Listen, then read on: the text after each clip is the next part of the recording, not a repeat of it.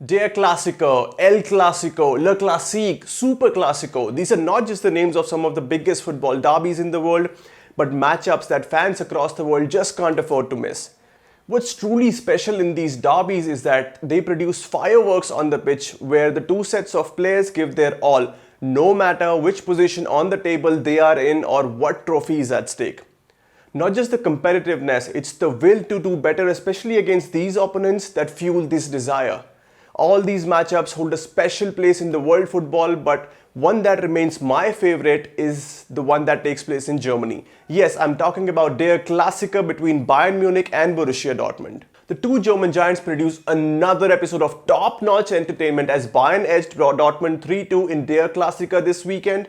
In this episode of Ballboard and Bundesliga, I'll do a quick review of the most recent Der Klassiker and what sets it apart from the other Klassikos and rivalries across the world. Goals, goals and more goals. Yes, I agree, the Bundesliga might be seeing a sheer dominance from Bayern Munich over the years, but the entertainment this league provides is second to none.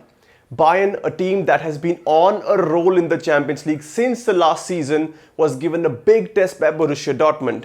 Marco Reus opened the scoring for Dortmund in the 45th minute, capitalizing on a brilliant cutback pass from Rafael Guerreiro. But what followed next was truly special. David Alaba produced a sumptuous free kick right from the training ground to put Bayern level just before the half-time break. Dortmund thought they were going into the second half with a 1-0 lead, but Bayern weren't just willing to let that happen.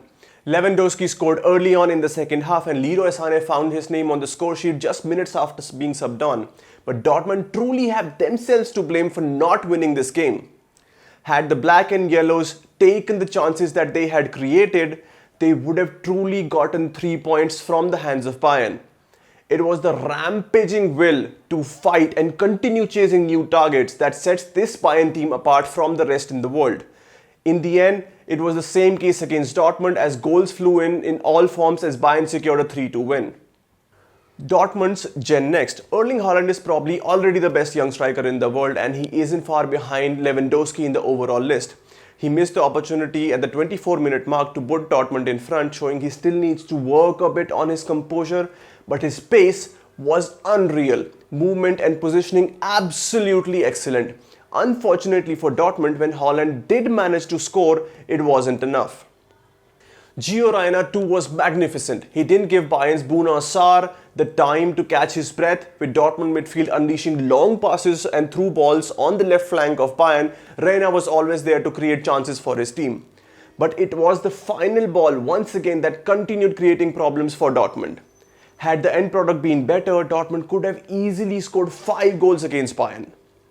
Jude Bellingham didn't start the game for Dortmund, but his inclusion after the hour mark did give Dortmund more attacking balance in midfield.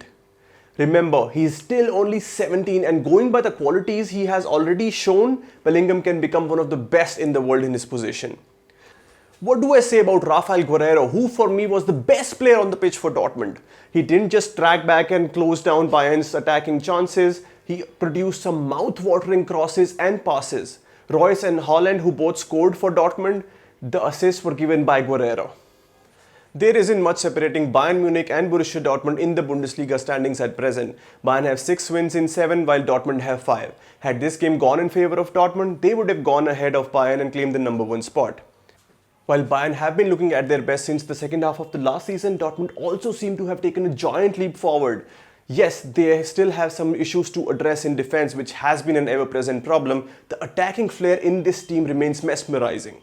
Haaland, Sancho, Reus, Reyna, Hazard, Bellingham, Brandt, most of these players are still very young and have great individual skills, but are performing as if they are the veterans of the game and have been playing with each other for a very long time. Lucien Favre is doing most things right, but it's just the attack to defense transition that for me needs to be worked on the most.